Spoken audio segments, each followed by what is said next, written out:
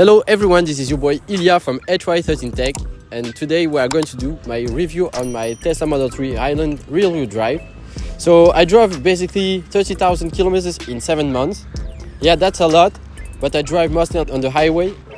And today I'm going to tell you why it's the ultimate machine for fast driving, even over the long range or performance models. Let's get started.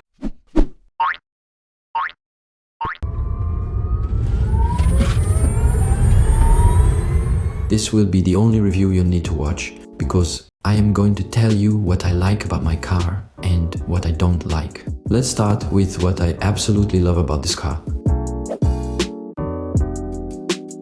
The first thing that stands out is the power and torque, similar to a 6-cylinder car. The acceleration is smooth and effortless, and you really feel it when going uphill. The power delivery is instant thanks to the electric motor, making driving so much fun even when the battery is low. I drive about 150 kilometers every day, which is roughly 100 miles, and I'm constantly the fastest car on the road. Compared to the old Model 3, you have meaner headlights, and people tend to move over more easily when they see you in the rearview mirror, which is a non-negligible trait of the car. You won't get the most powerful car on the road, but let's be real. Most daily drivers are at best BMWs or Mercedes diesels, and people usually care about their fuel consumption. But for me, there are even days where I just floor it until the next car during the entire trip, and even then, I have an acceptable consumption. See, in this little clip, people who don't know anything about EVs would say these accelerations must have used 10%, but no, as you can see, it stayed at 16% throughout the entire video. And that's a great segue to talk about efficiency. The Model 3 Highland rear-wheel drive is the king of efficiency. Remember when I said it's the ultimate fast driving machine?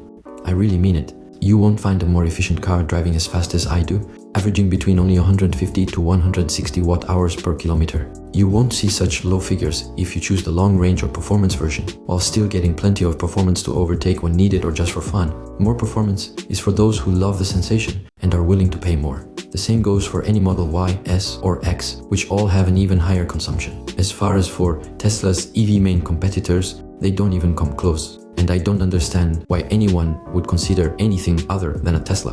While electricity is cheaper than gas, it's still great to know you can buy a more efficient car, as the price of electricity tends to go up each year. If you're curious about the range on the Autobahn in Germany, don't forget to subscribe and activate the bell so you don't miss my video this summer when I test out the consumption at very high speeds. For those wondering, I can easily drop my consumption under 130 watt-hours per kilometer just by respecting speed limits, and if you drive even slower, I can see the car doing 500 kilometers on a single charge, which is about 300 miles.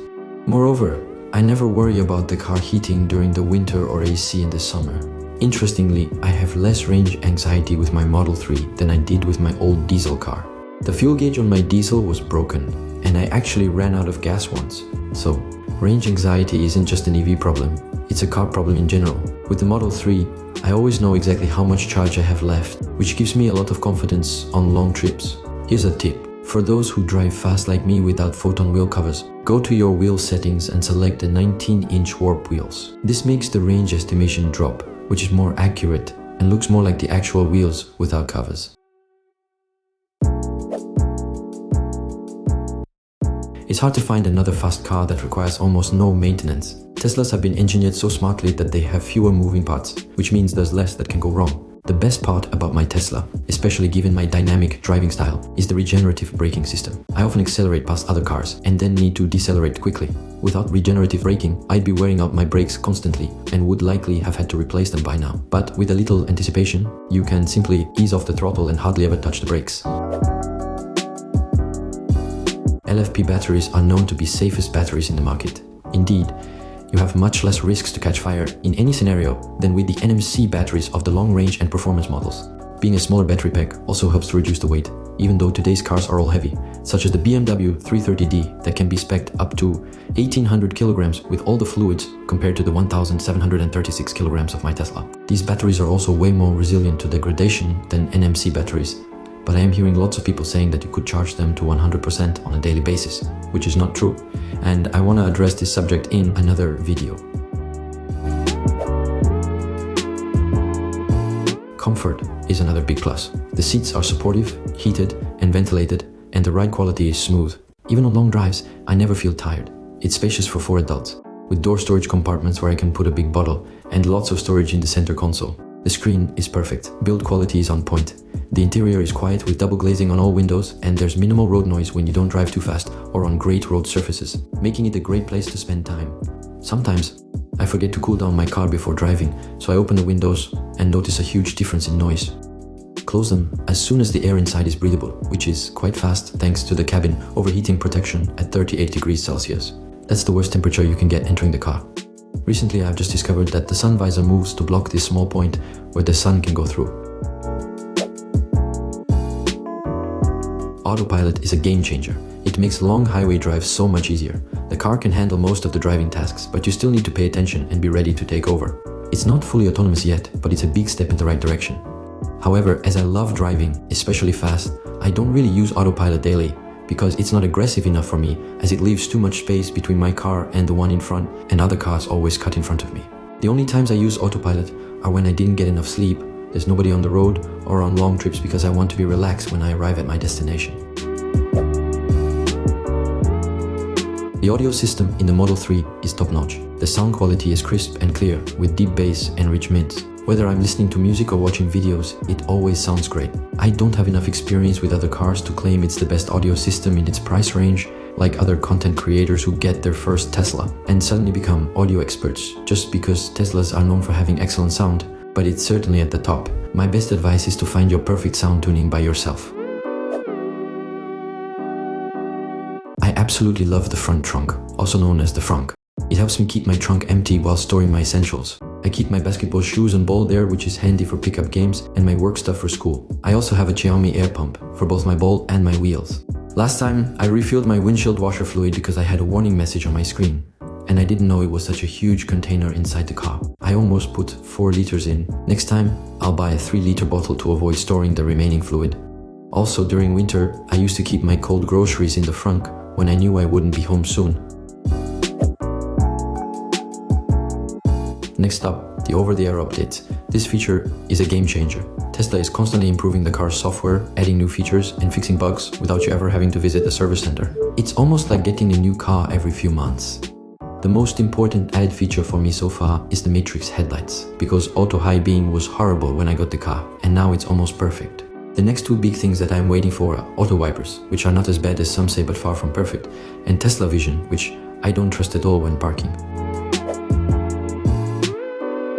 What's cool about using your phone as a key is that you always have it on you, unlike your car keys.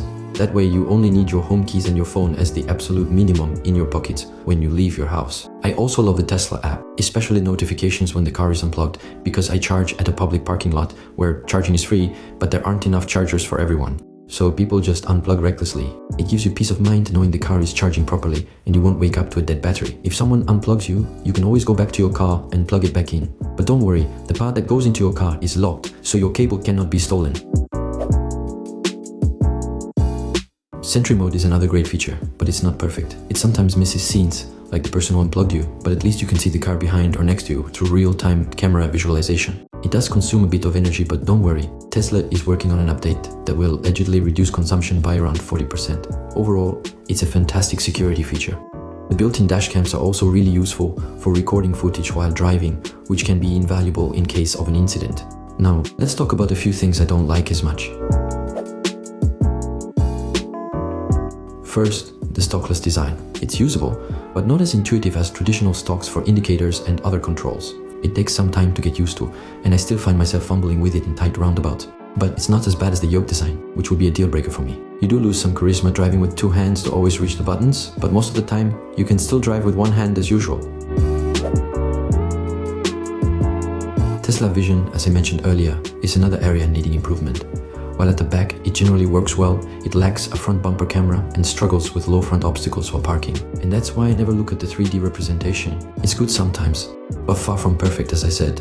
I even considered buying an aftermarket front camera, but that would involve adding a screen behind the steering wheel, which at the moment I don't want. Fortunately, you have great visibility at the front, and for the sides and the rear, you have cameras to help you back into a parking space, which you should always do in case of an emergency departure. And speaking of side cameras, I got to give this point the Tesla Vision, as I use them more than my side mirrors because they don't have blind spots, and sometimes it is even easier to see small obstacles on the floor. I also never switch lanes without watching the screen, as the video shows up when the indicators are engaged. The car heats up really fast when the sun starts shining, which can be uncomfortable in very hot weather. The auto AC tries to manage it, but sometimes it doesn't get it quite right because it blows unpleasantly cold air, while the wireless charging pad tends to heat up my phone a lot, which isn't ideal. I would love a cooled charging pad for my phone.